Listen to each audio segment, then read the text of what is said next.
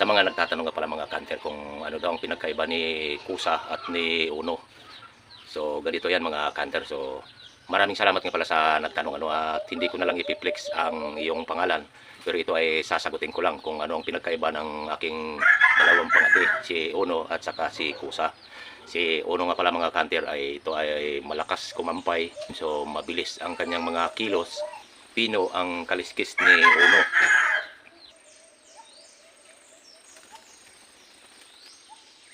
At si Kusa naman ay ang kanyang diskarte ay yung limlimpugad lamang ang alam niyang diskarte at bibihira lamang siyang kumampay ano. Pero ang pinakasulit sa kanya ay ang kanyang limlimpugad na matagal huminto. At ang kaliskis ni Kusa ay sulit buo ang kanyang kaliskis, at kung sa hulihan, sa paramihan ng huli ay talo si Uno sa padamihan ng huli sa kay Kusa.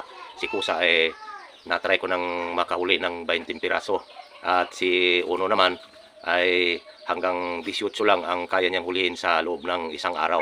So yung dalawa kong pangati na yan ay talagang subok ko na. Pinong kaliskis na may diskarte at buong kaliskis na limlimpugad lamang ang kanyang alam na diskarte ano. So, yan lang muna mga kanter, sana huwag kalimutang mag-like para next video magkita ulit tayo.